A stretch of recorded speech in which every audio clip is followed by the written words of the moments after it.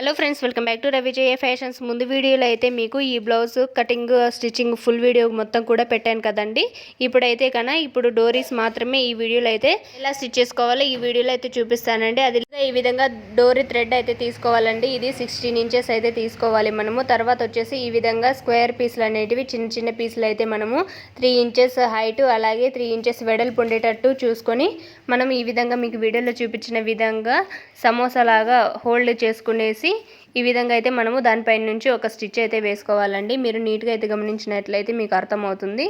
మీరు already stitching చేసేవారైతే మీకు ఈజీగా అయితే అర్థమైపోతుందండి. ఈ విధంగా స్టిచ్చింగ్ చేసుకున్న తర్వాత ఈ విధంగా కోన్ షేప్లో అయితే వస్తాయి. అప్పుడు ఈ విధంగా మన వేల్ని ఈ విధంగా పెట్టేసి మనము ఈ విధంగా అంటే కన్నా మనకి ఒక పెటల్ లాగా అయితే తయారవుతుందన్నమాట.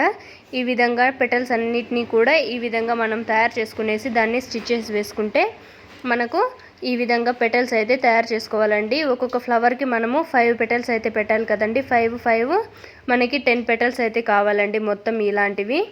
మళ్ళీ ఒకసారి క్లియర్గా అయితే చూపిస్తాను చూడండి. ఈ విధంగా బొటన్ వేల్ని మనము ఇలా పెట్టుకునేసి ఖర్చు భాగం ఉంది కదండి, ఈ ఖర్చు భాగాన్ని ఈ విధంగా నీట్గా అట్లా మిడిల్కి ఇట్లా హోల్డ్ చేస్తే మనకి సింపుల్గా అయితే పెటల్స్ అయితే తయారైపోతాయండి. ఇలా తయారు చేసుకున్న తర్వాత 5 పెటల్స్ని మనం తీసుకునేసి దాన్ని ఈ విధంగా రౌండ్గా వచ్చేటట్టుగా మనము నీట్గా సరి చూసుకొని ఇలాగ రౌండ్ షేప్లో ఫ్లవర్ వచ్చే విధంగా చూసుకోవాలండి. దీని మధ్యలో ఒక డోరీని అయితే మనము పెట్టుకోవాలండి. డోరీ పెట్టుకోవడం వల్ల ఏంటంటే చూసారు కదా, ఇలా డోరీని అనేది కూడా మనకు బయటి వైపు కనపడకుండా ఫ్లవర్ మిడిల్లో వచ్చేటట్టుగా చూసుకోండి. ఇలాగా నీడిల్ తోటి 4 లేయర్స్ ఎక్కించుకున్నానండి నేను నీడిల్కి థ్రెడ్ని.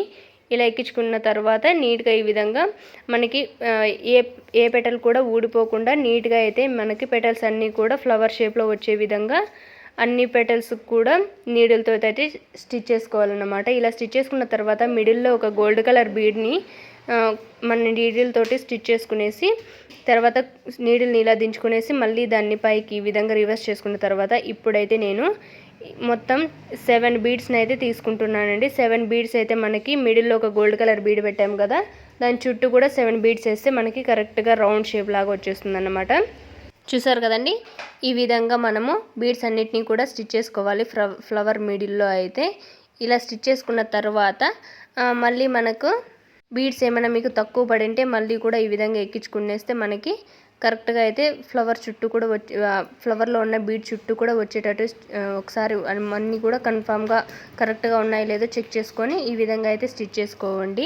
తర్వాత వచ్చేసి మళ్ళీ మనకి మనం ఇట్లా రౌండ్గా చేసుకున్నాం కదా, ఆ బీడ్స్ అన్నీ కూడా మళ్ళీ పైకి లేకోకుండా ఉండాలని చెప్పేసి ఆ బీడ్స్ చుట్టూ కూడా మళ్ళీ మనము థ్రెడ్ అయితే ఏది ఎక్కించుకున్నాము నీడిల్కి దాంతో మనము నీట్గా మళ్ళీ ఏది పైకి లేకోకుండా దాని చుట్టూ కూడా స్టిచ్ చేసుకోవాలండి. అలా స్టిచ్ చేసుకుంటే మనకి బీడ్స్ అనేటివి పైకి లేకోకుండా ఉంటాయి. తర్వాత ఈ విధంగా రివర్స్ చేసుకునేసి ఒక నాట్ వేసేసుకుంటే వెనకాలైతే సరిపోతుందండి మనకి.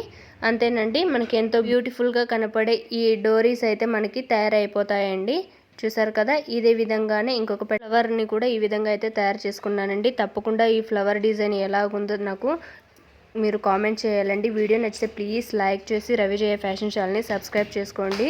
తప్పకుండా ఈ బ్లౌజ్ ఫుల్ వీడియో కావాలంటే మీకు ఆల్రెడీ ముందు వీడియోలో అయితే నేను పోస్ట్ చేశానండి, లేదా మీకు డిస్క్రిప్షన్లో కావాలన్నా కూడా వీడియో లింక్ అయితే ఇస్తాను. తప్పకుండా వెళ్ళి చూడండి. వీడియో నచ్చితే మాత్రం లైక్ చేయకుండా మాత్రం మర్చిపోకండి. మీరు ఈ వీడియోని లైక్ చేయడం ద్వారా ఇంకొంతమందికి షేర్ అయ్యే అవకాశం అయితే ఉంటుందండి. ప్లీజ్ అండి, నా కష్టాన్ని గుర్తించి వీడియోని లైక్ చేయండి. ఈ హ్యాండ్స్ కూడా మీకు షార్ట్ వీడియోలో అయితే అప్లోడ్ చేశానండి. బ్లౌజ్ ఫుల్ వీడియో మొత్తం కూడా మన ఛానల్ అయితే అవైలబుల్ ఉంది.